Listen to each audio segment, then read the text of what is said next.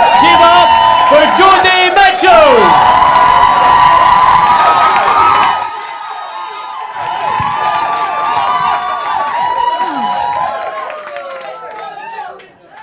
Hello, people that have been drinking for a long time. Hi, you must be pretty merry by now. I am too. Oh, let's bond. No, I am really very happy. Mainly because of my new haircut, actually. I went for Boris Johnson on crack. Yeah. No, I think it's a good look. It's a big improvement on my last one. My last one was a sort of like shaved at the sides, wingy bits on top, neo-Nazi thing. It made me look like I should be on the front cover of OKKK magazine, White Supremacists Monthly.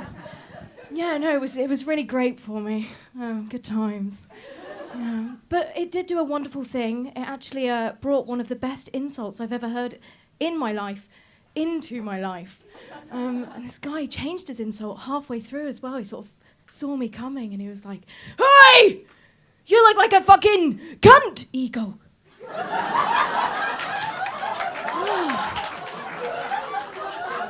And that was the moment when I realised that comedy was going to be the portal through which I enjoyed life, because I, instead of thinking that that was offensive, thinking, oh, bird vagina, so cruel, I thought, bird vagina, what an interesting take on the term flaps.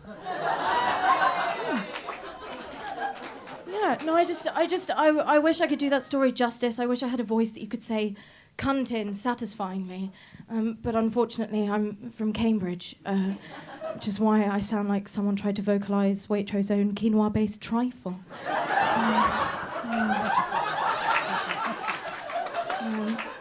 I sound like my brain is made of freshly shot pheasant and a lack of belief in social mobility as a concept.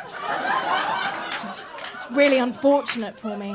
But I love social mobility. I think that's why my set doesn't go down that well in the South. I sort of walk into a gig, I'm all ready to share the lols. And I begin, I'm like, oh, accessible observational comedy that we'll all enjoy. Me and two other members of society from completely different socioeconomic groups, from the highest and lowest echelons of our social hierarchy, walk into a bar. And we all treat each other as equals. Yeah, I wish you'd been there, because, in Cambridge that just got silence. And gentle scratching of a pen in the UKIP box of a ballot paper.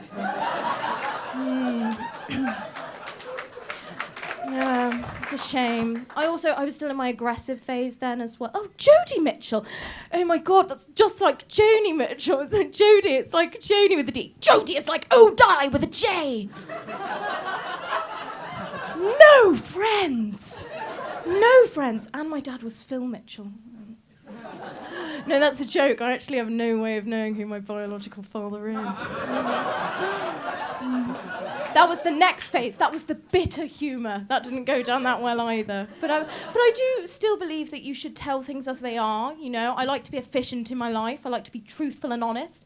I like to name things after what they do on their tin, so to speak, which is something that I do genuinely do. I recently renamed my laptop for this purpose. I don't really use it on my lap anymore.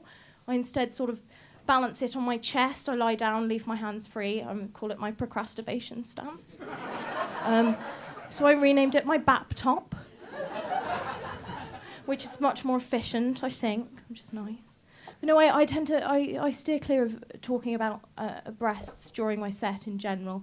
And I told my grandma that at Christmas. She went, "Oh, Jodie, that's good, because, you know, when you talk about breasts or you look at them, that sexualises breasts!"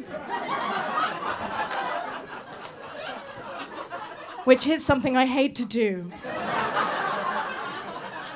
Yeah.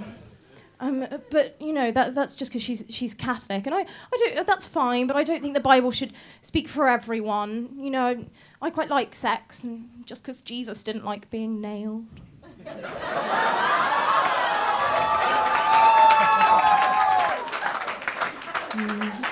Yeah.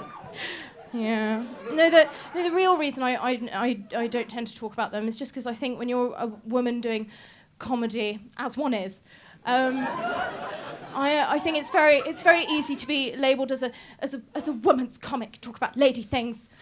And I don't particularly have a problem with my vagina maybe being the only vagina in a lineup. That's fine. I just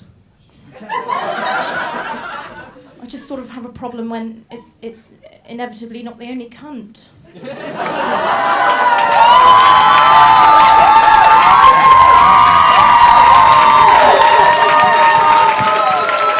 Thank you. I've been Jodie Mitchell. Good night.